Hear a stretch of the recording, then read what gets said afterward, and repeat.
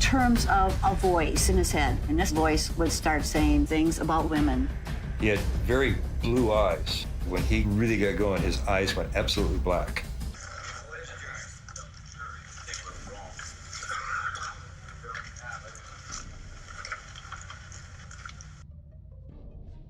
Ted Bundy described himself as the most cold-hearted son of a bitch you'll ever meet. His crimes certainly prove that statement true. During the spring and summer of 1974, police in the Pacific Northwest were in a panic. Women at colleges across Washington and Oregon were disappearing at an alarming rate, and law enforcement had few leads as to who was behind it. In just 6 months, 6 women had been abducted. Panic in the area reached fever pitch when Janice and OTT and Denise Marie Naslund disappeared in broad daylight from a crowded beach at Lake Sammamish State Park, but the boldest of the abductions also yielded the first real break in the case. On the day OTT and Naslund vanished, several other women remembered being approached by a man who had tried and failed to lure them to his car. They told the authorities about an attractive young man with his arm in a sling. His vehicle was a brown Volkswagen Beetle, and the name he gave them was Ted. After releasing this description to the public, the police were contacted by 4 people who identified the same Seattle resident, Ted Bundy. These 4 people included Bundy's ex-girlfriend, a close friend of his, one of his co-workers, and a psychology professor who had taught Bundy. But the police were inundated with tips, and they dismissed Ted Bundy as a suspect, thinking it unlikely that a clean-cut student with no adult criminal record could be the perpetrator. He didn't fit the profile. These types of judgments benefited Ted Bundy many times throughout his murderous career as one of history's most infamous serial killers, which saw him take at least 30 victims across 7 states in the 1970s. For a time, he fooled everyone: the cops who didn't suspect him, the prison guards whose facilities he escaped from, the women he manipulated, the wife who married him after he was caught. But he was, as his final lawyer said, the very definition of heartless evil. As Bundy himself once remarked, "I'm the most cold-hearted son of a bitch you'll ever meet." Ted Bundy was born in Vermont. Across the country from the Pacific Northwest communities he would one day terrorize. His mother was Eleanor Louise Cowell, and his father was unknown. His grandparents, ashamed of their daughter's out-of-wedlock pregnancy, raised him as their own child. For nearly all of his childhood, he believed his mother to be his sister. His grandfather would regularly beat both Ted and his mother, causing her to run away with her son to live with cousins in Tacoma, Washington, when Bundy was 5 years old. There, Eleanor met and married hospital cook Johnny Bundy, who formally adopted the young Ted Bundy and gave him his last name. Bundy disliked his stepfather and would later describe him to a girlfriend disparagingly, saying he wasn't very bright and didn't make much money. Little else is known for sure about the remainder of Bundy's childhood, as he gave conflicting accounts of his early years to different biographers. In general, he described an ordinary life punctuated by dark fantasies that affected him powerfully, though the degree to which he acted on them remains unclear.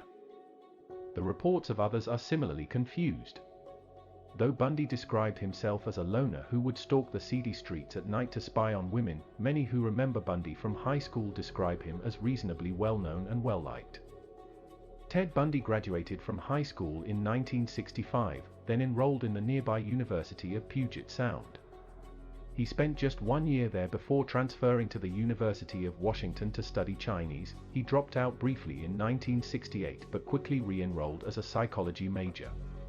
During his time out of school, he visited the East Coast, where he likely first learned that the woman he believed to be his sister was actually his mother. Then, back at UW, Bundy started dating Elizabeth Klopfer, a divorcee from Utah who worked as a secretary at the School of Medicine on campus. Later, Klopfer was among the first to report Bundy to police as a suspect in the Pacific Northwest murders. Also among the 4 people who gave police Bundy's name was former Seattle police officer and Rule, who met Bundy at around this same time while they were both working at Seattle Suicide Hotline Crisis Center, and Rule remembers the moment she realized Ted Bundy was a killer. In 1973, Bundy was accepted into the University of Puget Sound Law School, but after a few months, he stopped attending classes. Then, in January of 1974, the disappearances began. Ted Bundy's first known attack was not an actual murder, but instead an assault on 18-year-old Karen Sparks, a student and dancer at the University of Washington. Bundy broke into her apartment and bludgeoned her unconscious with a metal rod from her bed frame before sexually assaulting her with the same object. His assault left her in a 10-day coma and with permanent disabilities. Ted Bundy's next victim and his first confirmed murder was Linda Ann Healy, another UW student. A month after his assault on Karen Sparks, Bundy broke into Healy's apartment in the early morning, knocked her unconscious, then clothed her body and carried her out to his car.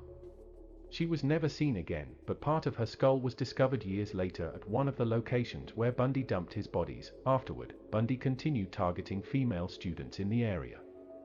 He developed a technique, approaching women while wearing a cast or appearing otherwise disabled and asking them to help him put something in his car. He would then bludgeon them unconscious before binding, raping, and killing them, dumping their bodies in a remote location in the woods. Bundy would often revisit these sites to have sex with their decaying corpses. In some cases, Bundy would decapitate his victims and keep their skulls in his apartment, sleeping beside his trophies. A woman who survived Ted Bundy's attack in the 1970s reveals what saved her. Her hair, the ultimate possession, was, in fact, the taking of the life, Bundy once said. And then, the physical possession of the remains. Murder is not just a crime of lust or violence, he explained. It becomes possession. They are part of you, the victim becomes a part of you, and you, too, are forever one, and the grounds where you kill them or leave them become sacred to you, and you will always be drawn back to them. Over the next 5 months, Bundy abducted and murdered 5 female college students in the Pacific Northwest: Donna Gail Manson, Susan Elaine Rancourt, Roberta Kathleen Parks, Brenda Carroll Ball, and Georgianne Hawkins. Responding to this rash of disappearances, police called for a major investigation and enlisted a number of different government agencies to help look for the missing girls. One of these agencies was the Washington State Department of Emergency Services, where Bundy worked. There, Bundy met Carol Ann Boone, a twice-divorced mother of 2 whom he would date on and off for years as the murders continued. As the manhunt for the abductor continued, more witnesses produced descriptions that matched Ted Bundy and his car.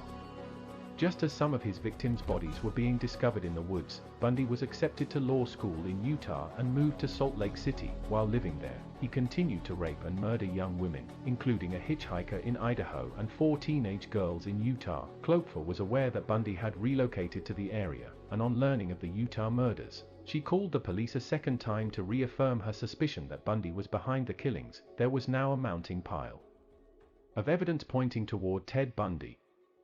And when Washington investigators compiled their data, Bundy's name appeared at the top of the suspect list. Unaware of law enforcement's growing interest in him, Bundy continued killing, journeying to Colorado from his home in Utah to murder more young women there. Finally, in August 1975, Bundy was pulled over while driving through a Salt Lake City suburb, and police discovered masks, handcuffs, and blunt objects in the car.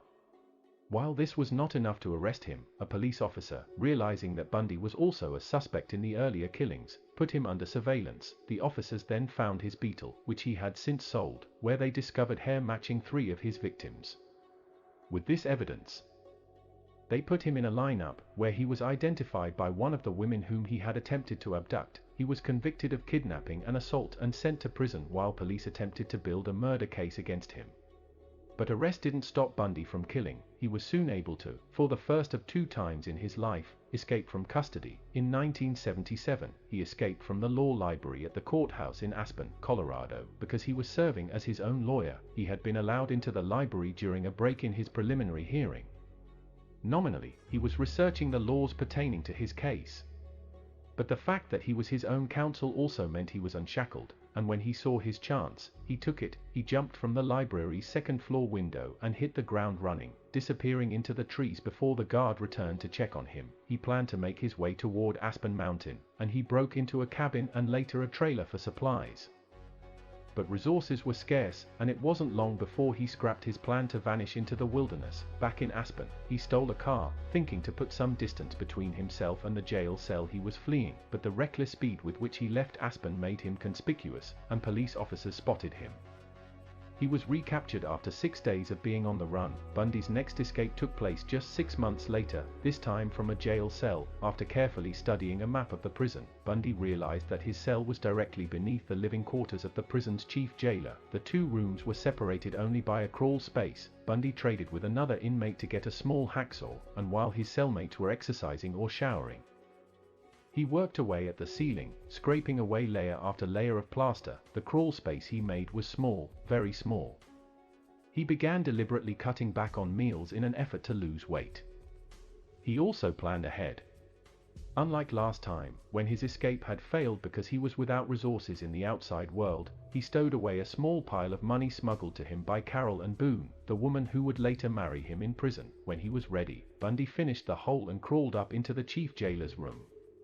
Finding it unoccupied, he swapped his prison jumpsuit for the man's civilian clothes and strolled out the jail's front doors. This time, he didn't dawdle. He stole a car immediately and got out of town, making his way to Florida. It had been Bundy's intention to keep a low profile, but Florida life was presenting unexpected challenges. Unable to produce identification, he couldn't get a job. He was back to grifting and stealing for money. And the compulsion toward violence was simply too strong. On January 15, 1978, 2 weeks after his escape, Bundy broke into a Chi Omega sorority house on the Florida State University campus. Within the span of just 15 minutes, he sexually assaulted and killed Margaret Bowman and Lisa Levi, bludgeoning them with firewood and strangling them with stockings.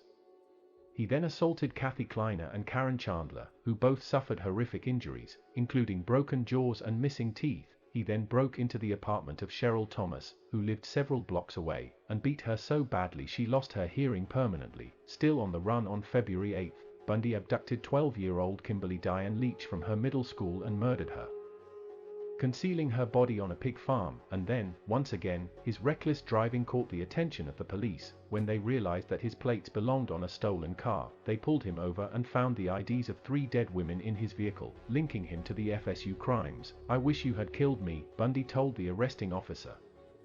Throughout his ensuing trial, Bundy sabotaged himself by ignoring the advice of his lawyers and taking charge of his own defense. He unnerved even those assigned to work with him. "I would describe him being as close to being like the devil as anyone I ever met," said defense investigator Joseph Alloy. Bundy was ultimately convicted and placed on death row at Florida's Rayford prison, where he suffered abuse from other prisoners, including a gang rape by 4 men, some sources say, and conceived a child with Carol and Boone, whom he'd married while he was on trial.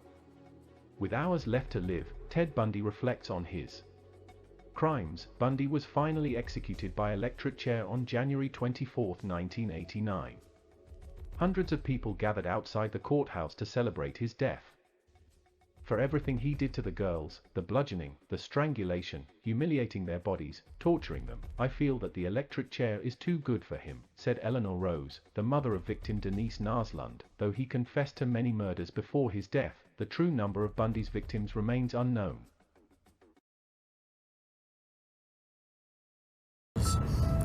I'm no social scientist, and I haven't done a survey. I don't pretend that I know what John Q. Citizen thinks about this.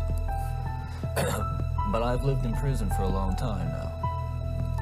And I've met a lot of men who were motivated to commit violence just like me. And without exception, every one of them was deeply involved in pornography, without question, without exception. Deeply influenced and consumed by an addiction to pornography. There's no question about it. The FBI's own study on serial homicide shows that the most common interest among serial killers is pornography.